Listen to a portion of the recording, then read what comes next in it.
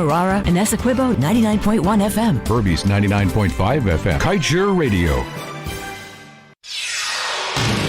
This is the news on top of the hour. Live from our studio in Georgetown. Kaieteur Radio, 99.1 FM.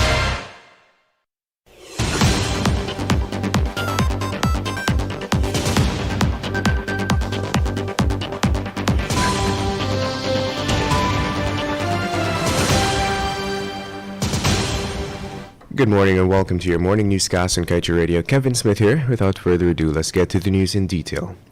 The Environmental Protection Agency yesterday came out in defense of the modifications it made to the Liza Phase 1 and Payara environmental permits over the past 3 months, as it insisted that the amendments are in keeping with international best practices.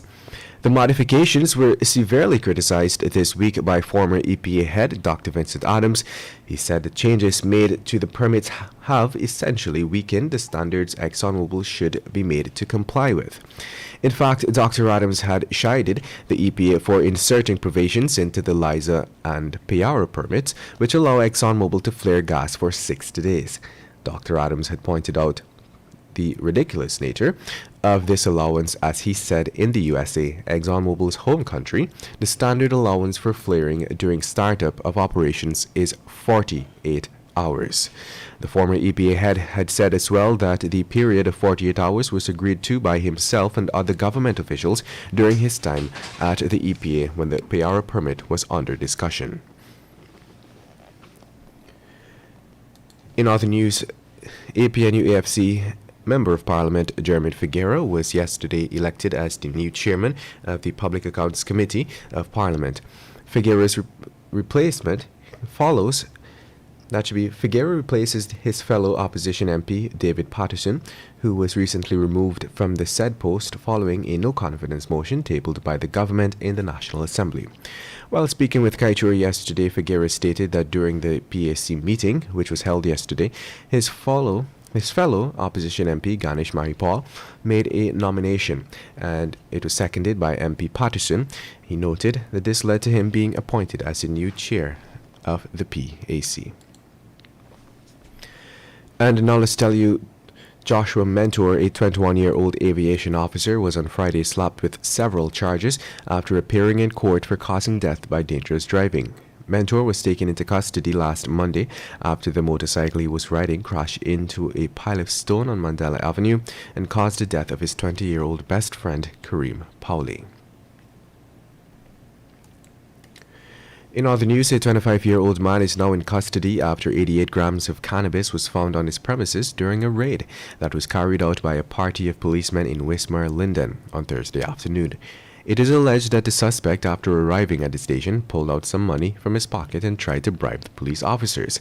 It is understood that a search was conducted in the suspect's bedroom and a black bulky plastic bag was found under his bed. The bag contained 26 transparent Ziploc bags that had leaves, stems, and seeds suspected to be cannabis.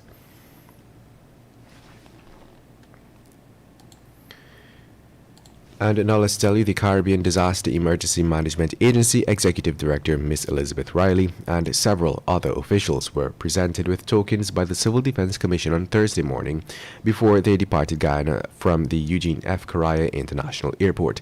CDC Director General Lieutenant Colonel Kessler Craig was present at the airport to send off the officials and present them with the small tokens of the CDC's appreciation for the diligent work and contributions to CDEMA has been making to assist Guyana with the flood situation.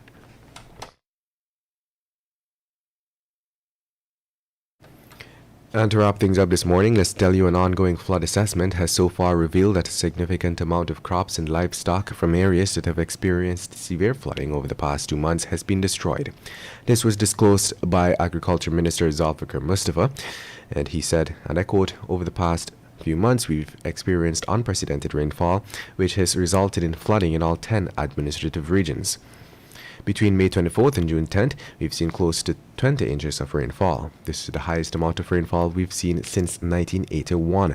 This has resulted in Guyana's southern basin between the Upper Essequibo and Currentine rivers being filled and overflowing." As floodwaters begin to slowly recede in several areas, government has commenced its flood assessment exercise to determine the extent of the losses incurred across the country. And that's the news of the moment. Remember to get the full details of these stories, pick up a copy